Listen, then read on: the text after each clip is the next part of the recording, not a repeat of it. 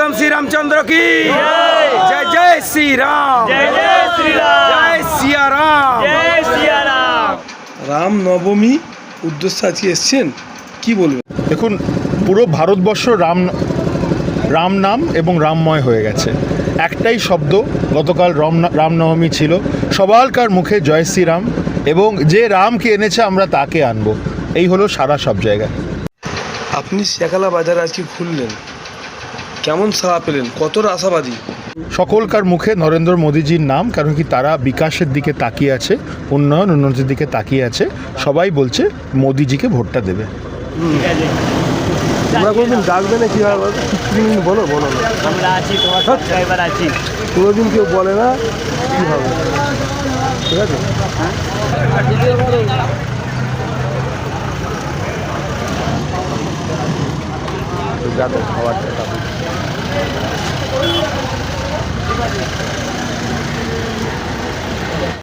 রামনবমী উৎসবকে নিয়ে কী বলবো, আজকে শেষ দিন। রামনবমী উৎসব আমাদের এখানে, আমাদের এই চারটে আশেপাশের অঞ্চল, এই চারটে অঞ্চলে প্রচুর র্যালি, প্রচুর পুজো আমাদের অনুষ্ঠিত হয়। প্রায় 6টা থেকে 7টা র্যালি হয়, এবং এখানে খুব মানে রাম ভক্তদের এখানে পরম শ্রদ্ধার সঙ্গে পালন করে রাম ভক্তরা।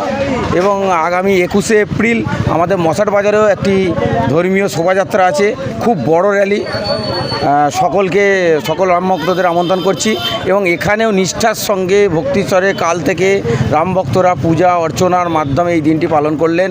আজকে এই শেষ পর্যায়ে আমরা চলে এসেছি। ভক্তরা র্যালি করে শোভাযাত্রা নিয়ে এখন ভোগ বিতরণ কাজে ব্রতী হয়েছে। একটু আগে বিশিষ্ট সমাজসেবী মাননীয় কবিশঙ্কর বোস, আইনজীবী বিশিষ্ট সুপ্রিম কোর্টের, আপনারা সবাই জানেন, এখন উপস্থিত হয়েছিলেন। উনি আমাদের মধ্যে এসে আনন্দ ভাগ করে নিলেন এবং আমাদের সবাইকে উৎসাহিত করলেন। কবিরদাকে অসংখ্য ধন্যবাদ জানাই। প্রভু রামের কৃপা ওনার ওপর বর্ষণ হোক, মনস্কামনা পূর্ণ করুন। ধন্যবাদ।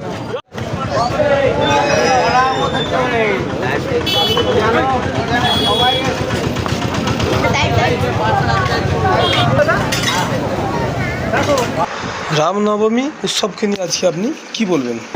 ব্যাপার হচ্ছে, এটা একটা অরাজনৈতিক প্রোগ্রাম। প্রথম কথা, এটা হচ্ছে রামের অনুষ্ঠান। তো আমাদের যিনি বিশিষ্ট ব্যারিস্টার, সুপ্রিম কোর্টের আইনজীবী কবিশঙ্কর বোস, উনি অরাজনৈতিকভাবে ভক্ত হিসেবে রামের বিভিন্ন অনুষ্ঠানে উনি অংশগ্রহণ করছেন। একজন সাধারণ মানুষ হিসেবেই বলতে পারেন বা ভক্ত হিসেবেই বলতে পারেন। তো এখানে পুজোটা এখানকার বেশ কিছু উদ্যোক্তা ছেলে কয়েক বছর ধরে করছে। তারা খুবই চেষ্টা চরিত্র করে করছে, অনেকের কাছ থেকে চেয়ে চিন্তা করছে। এই জায়গায় দেখছি ভালোই সাড়া পড়েছে, অনেক লোক আসছে এই জায়গাটা। তো রামের পূজা হচ্ছে, ভক্তিভাব হচ্ছে, এটা তো ভালোই, কোনো অসুবিধা কিছু নেই। কারণ ভগবান রাম পুরুষোত্তম, মর্যাদা পুরুষোত্তম ভগবান রাম, তার আদর্শও ভালো, তার পূজা হলে তো অবশ্যই ভালো কাজের মধ্যেই পড়ে।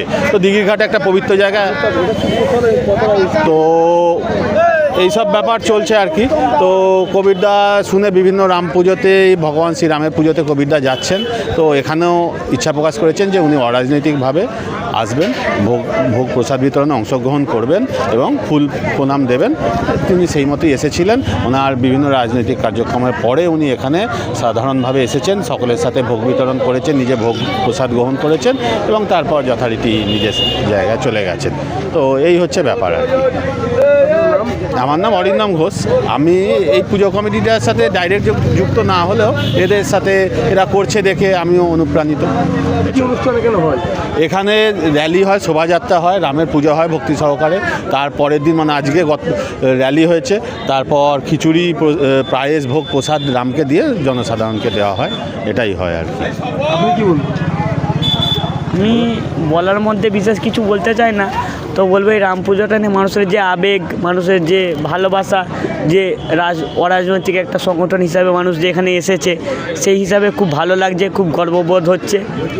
সুন্দর অনুষ্ঠান হয়েছে, সুন্দর পরিবেশনা, দারুণ জিনিস। আমার নাম পরিমল মালিক, আমি এই শ্রীরাম সংঘের একজন সদস্য। আজকে কালকে রামনবমী হয়েছে, আজকে শোভাযাত্রা হয়েছে।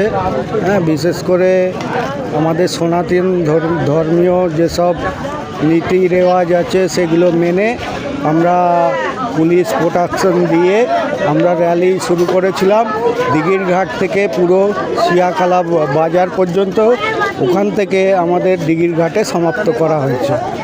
আপনার নাম? আমার নাম আশিস ঘোষ।